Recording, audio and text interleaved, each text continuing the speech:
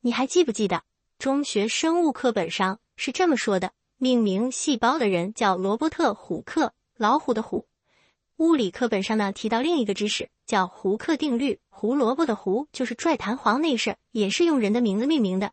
你有没有觉着这个虎克和胡克啊还挺像的嘞？其实啊，这只是音译上的差别。虎克和胡克本来就是一个人，只是编生物和编物理教材的是两拨人，才导致了翻译上的差异。那么为什么这个好像不是很出名的人，既影响了生物学又对物理学这么重要呢？昨天啊，咱们说到了专栏的第一个核心，医学会给我们提供看待历史乃至认识整个世界的新视角。今天咱们就从胡克说起，一起看看咱们这个专栏的第二个核心，万事万物都有关联，而医学的故事特别适合帮我们把头脑里的知识联系起来。有人可能会问了，今天咱们很多学科都是分开的，咱们越往上求学，学习的知识学科领域就越狭窄。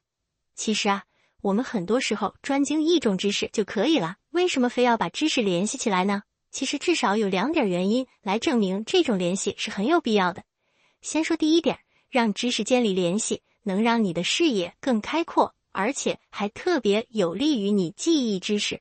咱们在学习过程中很大的一个难点就是怎么把知识记住，而像虎克、胡克傻傻分不清楚这样的问题，就是因为分学科造成的。不同学科的同一个知识，我们要花2倍的时间来记住。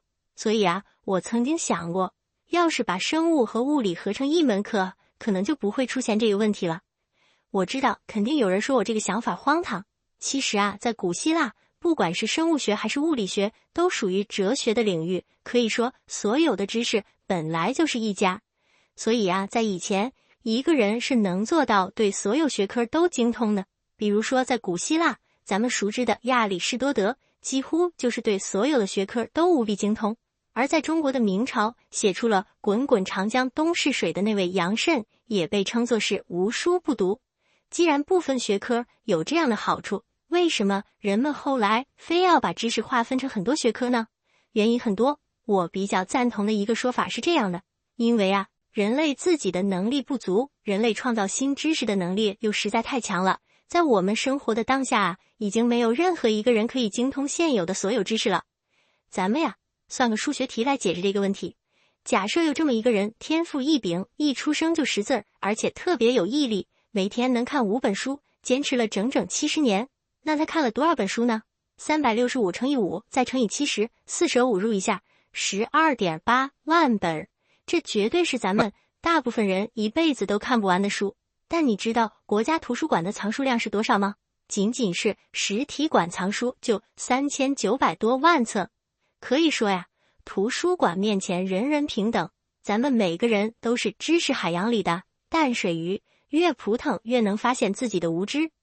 怎么解决这个问题呢？把知识分成不同的学科呀，而且随着时代的发展，这些学科越分越细，到后来只要是对某个细分领域有足够的认识，那就算得上是专家了。实际上呀，咱们大多数人受教育的过程，就是逐渐让自己进入某个分得越来越细的领域的过程。中学分文理科吧，本科要分专业，硕士的专业划分得更细，而到了博士的阶段，基本上就是研究一个小小的点，就是学科最前端的研究。这样做当然有好处，咱们大多数人都会认同，学业就是贵在专精。但是如果你明白了所有的学科的划分都是人为的，知识本来就应该是相互融合的，那你就能够做到在追求深刻的同时，也把握住了世界的广阔，眼界不会受限。我猜这也是你学习通识课程的很重要的目的之一。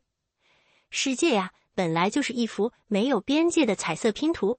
每当咱们读过一本书，认识一个人，经历一件事，世界在我们的眼中就变得更加开阔了一点。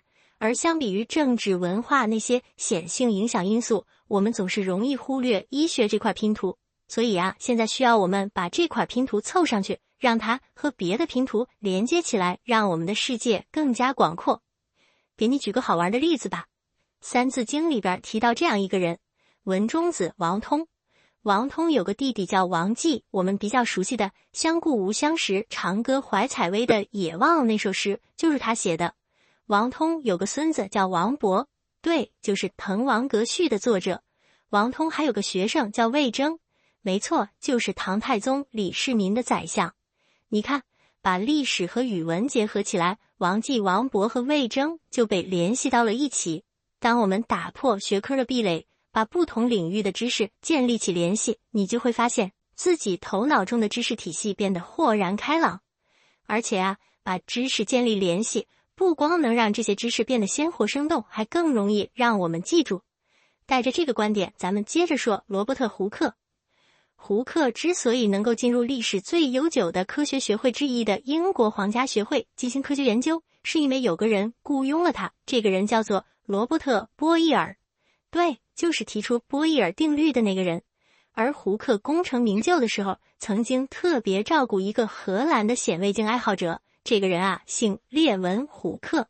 列文·虎克跟一个叫维米尔的画家是好朋友，而这个维米尔画过一幅画，你肯定听说过，叫戴珍珠耳环的少女。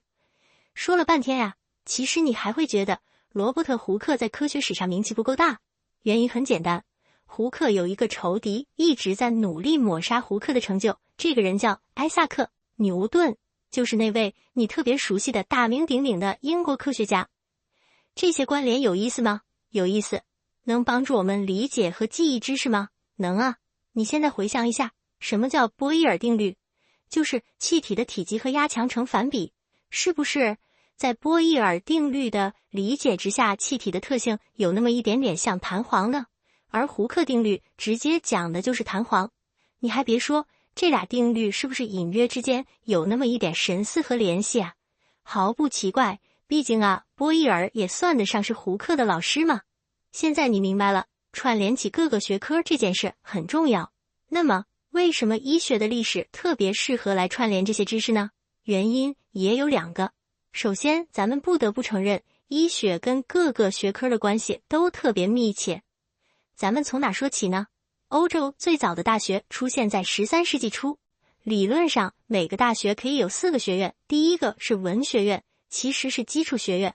完成了文学院的学习，才可以进入神学院、法学院和医学院中的其中一个。这3个学院教的是高等的知识。很容易看出来，这里边啊，只有医学院是跟自然科学有关系的。也就是说，自然科学的出现，比如物理学、化学、天文学、生物学等等，或多或少都有医学的参与，特别合理。这样的例子就多了，哥白尼、达尔文、林奈这些重要科学人物都是学医的。除了自然科学，其他行业一样有一帮学医的人叱咤风云。在艺术领域，墨西哥的传奇女画家弗里达·卡洛学医的，画出了铁臂阿童木的手冢治虫，正经八百是位医学博士。至于文学界，真是被医学生撑起了半边天。契诃夫、鲁迅、郭沫若、冰心、毕淑敏，还有写出了《守夜人》系列小说的卢基·扬年科，写出了小说《荆棘鸟》的考林·麦卡洛，都是学医的。多说一句啊，你多半看过电影《罗马假日》，很经典啊。其中的主演格里高利·派克，这个浓眉大眼的家伙，他居然也是个学医的。简单的说啊，从教育史看，很多学科的出现都或多或少跟医学有关系。事实上呢，一直到今天，医学依然和各个学科保持着密切的联系。所以，通过医学的历史啊，串起各个学科是个相当合理的事。这就是我要说的第一个原因。